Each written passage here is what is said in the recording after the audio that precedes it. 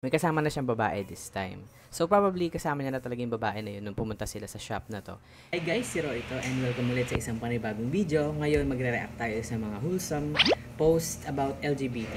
Sabay-sabay natin tignan at mag-react. Galing kay Carla Lewis. Series of photo siya. Ito yung nag-inspire sa vlog natin for today. So, nakikita natin tong unang post from Carla Lewis. May bata. Probably tatay niya to or any male guardian. At sinasabihan siya na dapat ganito. Nakafocus yung statement niya do sa mga panglalaking bagay na dapat magganito ka. And then the next photo, yung batang yon at the same time, pinuntahan niya yung mama niya, female guardian. Masaya siya sa ginagawa niya, dressing up as a girl. Siguro first time niya rin itry ito and then nakita siya na pinaggalitan siya na sabi, wag ganun. Or probably sinabi is mali yun. The next thing is, fast forward, lumaki na siya, pero ganun pa rin yung nararamdaman niya. Iba yung pakiramdam niya. Mas nag-a-align yung feelings niya sa pagiging babae or feminine. Iba yung pagkakakilala niya sa sarili niya. Kahit nagdaan ng maraming taon. One time, nakita siya ng dress.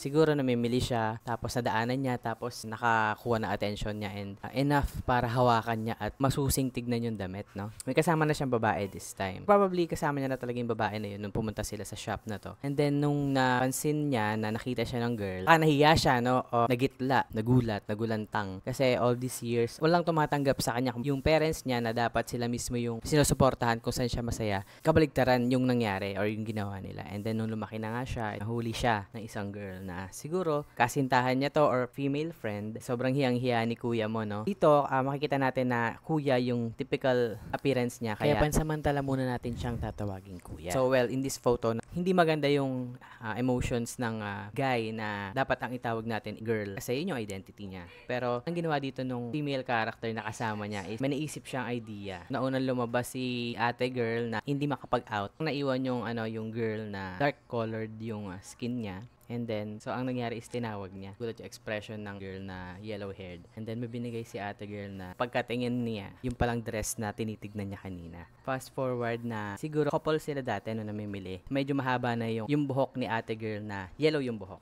So, it just means na matagal na sila and happy si ate mo girl so far sa relationship nila or sa identity niya kasi accept siya nung girl na meron dark color skin. And the next photo is, siguro, ewan ko lang, baka nag-transition na yung ate girl kasi nakaraang photos is masculine pa yung appearance pero this time parang nagkaroon na ng female or naging feminine na yung hulma ng katawan niya. Napakita dito is love wins. At the same time, posibleng makahanap tayo ng isang tao na tatanggap sa atin. Hindi lang tayo tatanggapin kundi i-celebrate din tayo. Tulad ng nangyari sa akin. Ito yung sana marami tayong nakikitang ganito in real life. Hindi lang sa drawing, hindi lang sa picture. Kasi deserve naman natin lahat na sumaya. I hope enjoy nyo tong video na to. Please like this video kung na-enjoy nyo rin. Guys, tulungan nyo ako mag 20k subs by subscribing. Kung gusto nyo lang naman ng mas maraming content tulad nito.